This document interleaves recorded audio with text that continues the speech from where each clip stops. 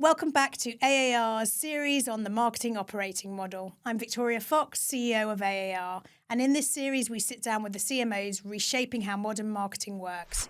Not the theory, but the real operating models that unlock speed, creativity and commercial impact. Each episode follows our framework of people, process, platforms and partners, the four levers that determine whether marketing flies or fails. Today, I'm joined by someone who's led transformation inside some of the most complex organisations out there. Eurostar, Virgin Atlantic, Starbucks, and now Haven. Reuben Arnold, I'm so happy to have you here. Welcome. Hi, Victoria. Brilliant to be here. Thank you. Just looking across your incredible career, what is it that's the red thread through all of those roles that you think is brand Reuben? Well, I suppose the most important thing for me in any organisation is how can we make sure that marketing is truly driving value for the business and delivering on the business objectives? And really part of that is looking within the marketing function itself and saying, are we aligned? Are our plans all aligned with the business objectives? And do we have the right structure, processes in place to be able to be as great as we really can be? I love it. You're basically saying that you're aligning the impact that marketing can make to the operational strategy so that it actually does deliver it. You've worked across brands that are all dealing with a lot of scale and complexity and constant operational pressure. And I just want to really start quite big with the question, which is, what do you think the organising idea that shaped the way you build modern marketing teams is? You know, there are more and more demands on the marketing team. Meanwhile, a lot of our functions elsewhere in the business have got access to new tools. They're working faster and smarter. And we actually, from a marketing perspective, I think as much as we've tweaked our teams and how we've done things over the last few years, most marketing teams are still based on these foundations of the traditional linear campaign cadence. But the reality is what we need to execute is much more, the balance has shifted much more. A symptom of that shows up when you haven't got that is chaos and quite miserable people because you're trying to put so much through the old system. Yeah. Can you give any examples from where you've been, where you've gone in and seen that pain and how organising it has really transformed some of that chaos? My time in Haven, where the team were never, they were more busy than they had ever been. You know, the team was slammed. There were more and more requirements coming in from the business. And the requirement for content and assets had grown by about 30%, but we still had the same team, the same resource, and everybody was 30% more busy, but we were always chasing our tails. So you're quite right that it leads to a team that's, quite well, frustrated for one, but demotivated because actually it means that the work that you're doing is not always the best work that you want to do. And therefore, that's on us as marketing leaders to look at the root cause rather than just trying to plug the gaps. And that's really what we often end up doing when things are on fire and everyone's so busy. It's like a game of whack-a-mole. You just need to get the next thing done, but you're not really dealing with the root cause of the issue, which is the model is a bit broken. You talk a lot about the how of marketing. What do you mean by that when you talk about the how of marketing? As marketing leaders, how important that is to focus on? I think as marketeers, we are great at the strategy. We love insight. We've got much smarter at understanding our audiences and how we need to target them and how we need to evolve the brand messaging. We're also quite good at the execution, in terms of the content we're producing. It's that bit in the middle. I'd say it's like the engine room of marketing, of how do you take what is great strategy and ultimately great output, but how do you get from one to the other? It's the bridge, isn't it? So it is the bridge. I know you talk about the 4 Ps. I just wish I'd known that structure over the years. But in reality, it's never one thing. It's a bit of all of those different things. It is about your people and your capabilities as much as your process, as much as your partners. And I'm sure we'll come on to talk about this, but sometimes if you fix one bit of it without really knowing what you're going to do with the other bits, you're just often creating more chaos. You create the next problem. Or amplify the chaos that you already have. I'm always inspired when I sit down to talk to you about how much you have the balance, the yin and the yang of strategy, and so the what and the how, the strategy and the operations. Do you think that comes from where you started out? It's very kind of you to say, but I think it's definitely, having come from a more operational background, getting stuff done is really important. Strategy is only as good as the stuff that comes out the other end. Yeah. And I think quite often, this is a bit of a sweeping statement, but quite often in marketing functions, you have, sort of very right-brained people, quite creative people who get very excited by, the stuff that we do in marketing. Actually, the responsibility of the whole marketing function is to drive performance for the business. Agreed. Some time scales are shorter than others, but actually it's sort of unconsciously telling people that performance marketing is really what is driving growth. Funny words to talk about together, but let's talk about the emotional side of transformation. You've led a team through some pretty intense change. And can you share a moment where it felt quite overwhelming and how you personally navigated that as a leader? Yeah, I mean, first of all, I would say you touched on this earlier, that quite often teams are sort of a bit battle weary because of the amount of change. And I would say that in my experience, there is no team or function that is more impacted by constant change than marketing. And I think it goes back to something that we said right at the beginning, which is just this pace of change that's happening in our industry at the moment means that we're having to constantly respond to new things and new demands from the business. And so therefore, typically, when you're thinking about what's the ideal operating model for my business, marketing operating model, you're normally dealing with a team that's already probably been through 3 or 4 rounds of restructuring previously. And that kind of can feel quite overwhelming because you know that these people are already kind of quite scarred by, oh, here we go again, yet another change, even though they might absolutely realise that they need change. I think that can be a little bit daunting to think, oh my God, I've got to take this team through. What are some of the advice you could give to others leading through change that has been successful, or things that have fallen flat? But both of those things actually, because I think first of all, the thing I've realised, maybe a little bit too late, but I will be thinking about what does this marketing operating model need to look like, and looking at the different parts. And I should say that as much as it looks great on paper, the reality is you're never going to start with a blank sheet of paper. You're always only going to be saying, okay, the most urgent thing I need to fix or address is our governance or our process, or the capability gap in the team. You're never going to be starting with all 4 Ps all at once. At the same time. But as you're kind of thinking through, okay, what's the priority area? What do I need to tackle first? You've already had a lot of time to think through, and that sort of classic change curve. You've already been through it. You've already thought about, I'm already over here thinking about the solutions and how it's going to work out. Whereas sometimes that means that you can miss that your team when you're first dealing with it. So true. You can't communicate enough, and I think that's sort of what I meant in a way, which is I know that this is going to really help, and therefore I'm quite excited by it. But they're still right back here thinking, oh my God, here we go again, more change. How's this going to work? How's that going to work? And you have to just sort of give yourself enough time in that change to make sure that it's landing, and you don't get carried away with your own, I already know this is going to work and I'm already here. Where do you feel proudest of where you've been able to lead a transformation and bring the team with you at a pace that was good for the organisation? Yeah, I mean, listen, I can think probably more recently at Haven, the thing that I would call out there is involving my leadership team very early on and trusting them, because ultimately, you're dealing with their teams, and they are going to be the sort of the key really to being able to support their teams through the change. Typically in organisations, sometimes when you're talking about large scale change, there's this sort of sense of keeping everything under wraps and under the tent for as much time as possible. But I genuinely believe that the more you can involve, particularly your kind of direct leadership team, is just invaluable. A, because you can't do it all yourself. B, you need them to be the change and influence their team and support their team and help them sort of get get through that sort of change 100%. and understand what the future will look like.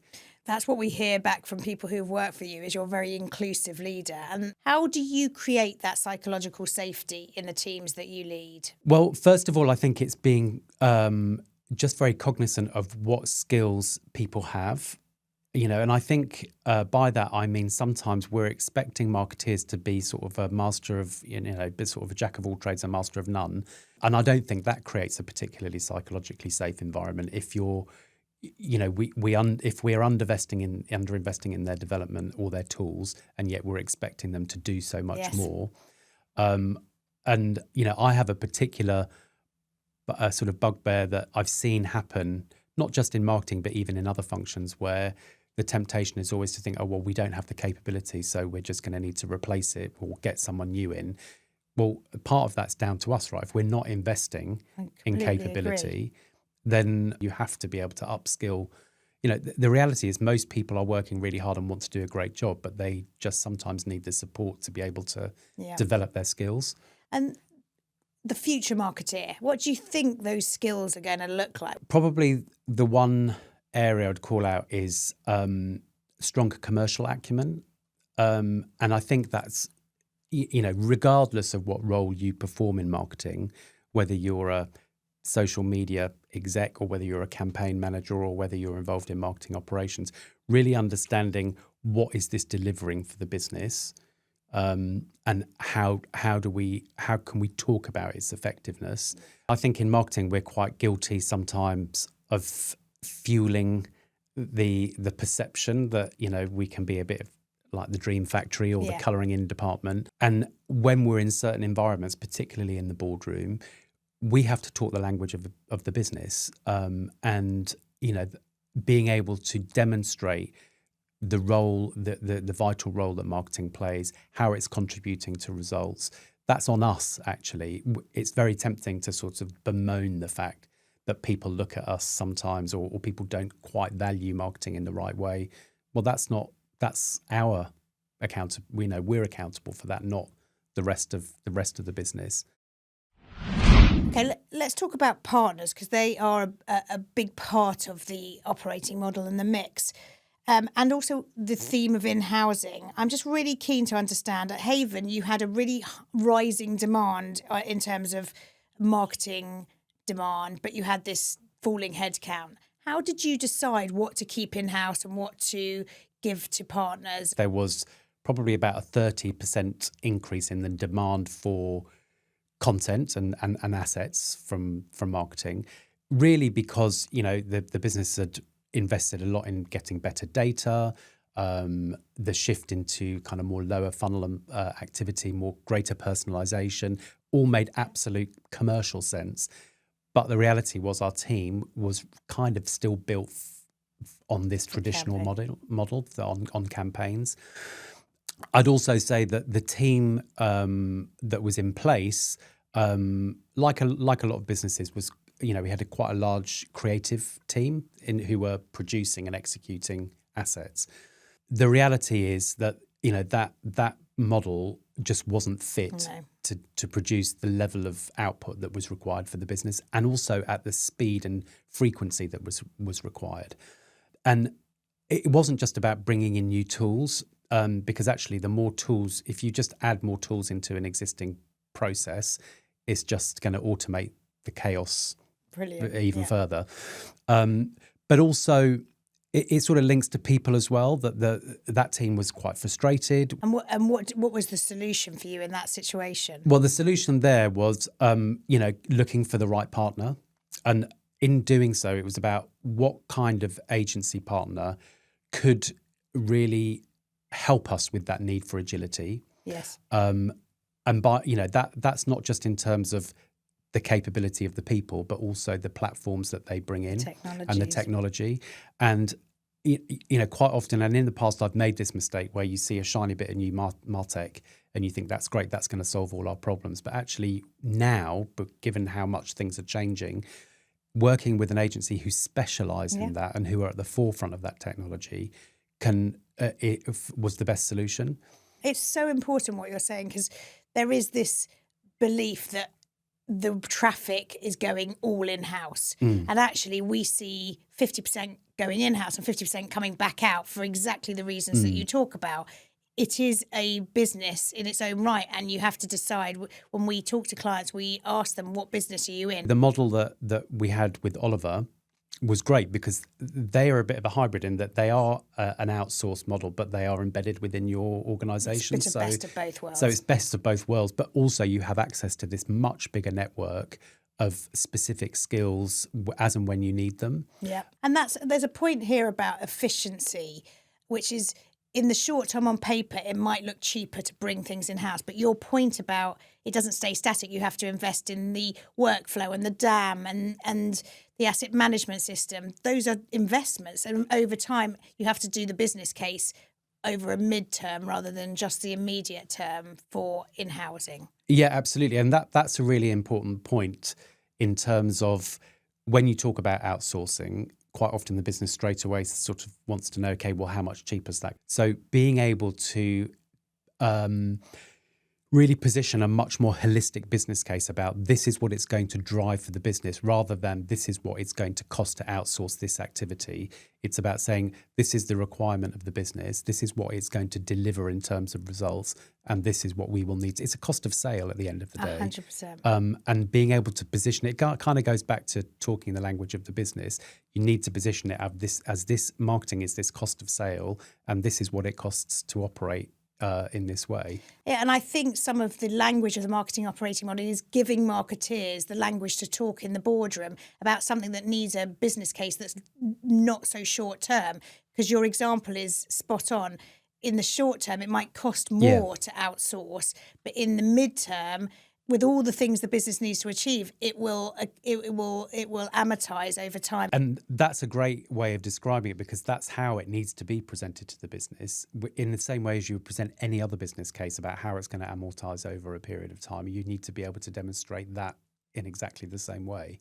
You are someone who really values the partnerships with agencies, but where have you seen partnerships fail, and what are the things that you've learned from those failures? Because we all learn from failure.